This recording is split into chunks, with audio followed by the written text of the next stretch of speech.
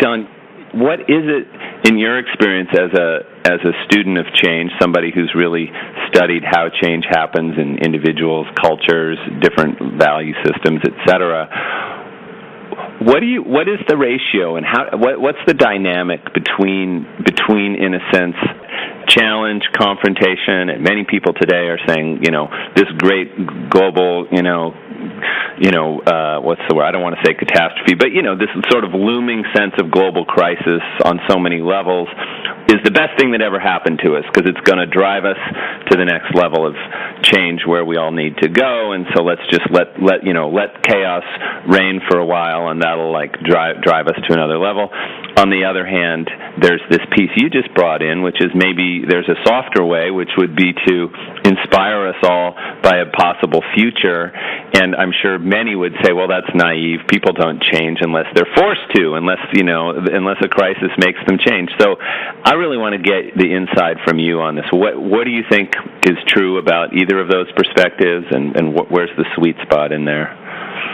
Well, of course, Claire Graves', whole point of view is based on when things get bad enough. That's when you begin to see systemic change in many different value systems, and certainly that's the case. When there's enough pain, there's no gain. At the same time, I'm finding over the years, particularly working in South Africa, when so many people were just surprised there wasn't a civil war.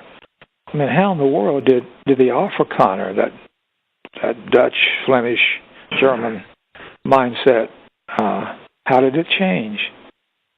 Well, when I was working with the Broederbond and trying to figure that out, they taught me about how that system changes, and it doesn't take the Armageddon for it to occur. So I was simply quoting chapter and verse out of their Bible to them. And I said, well, that's right. All men are created equal. Well, that's right. So in other words, I didn't have them on the road to Damascus with a sudden conversion away from an absolutistic belief system. I simply worked within that system to alter its content, how it expressed itself. And in the same way today, many in the environmental movement have been quite surprised. The so-called right-wing Christians are now backing evolutionary goals. But they're doing it to keep God's earth clean. Well, I don't care why they're doing it, but they're doing it. So when we look at change now, rather than put value systems against each other, growth versus quality of life, that often happens in city council meetings, for example, we can show that those can coexist. It's not either or, it's both and. And when we show how it serves the interest of both, there are points of meshing where both want to achieve something, but if they don't have superordinate goals that connect them, neither one will get anything. So there's some very sophisticated ways to work in a very complex system, and we've field-tested these in Africa, and Elza Malouf and I are doing it in Palestine with what could be quite remarkable results. But if one waits until all hell breaks loose, sometimes what you get, as Jared Diamond says in his book, a collapse. There is no guarantee when that kind of turbulence starts to happen that there's any bottom to it.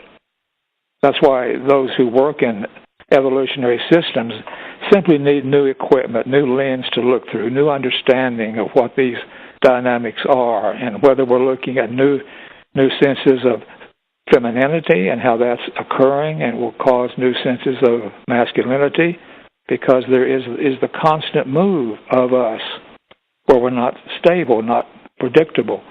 And so that evolutionary spiral works beneath us occasionally.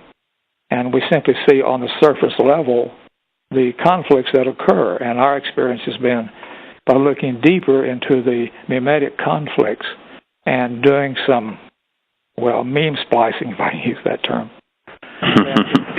It's possible to assist a culture to ratchet through layers and levels by impacting their life conditions, by working specifically on their coping mechanisms or their codes, but also on their beliefs and behaviors, which can be supported by different value systems. So you give them purple reason, a red reason, a blue reason, an orange reason, and so forth.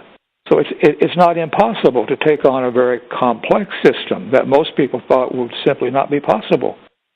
But with new understanding of evolution, new understanding how change happens, new courage on the part of leaders who aren't afraid to risk out and do different kinds of things, then so much is now possible.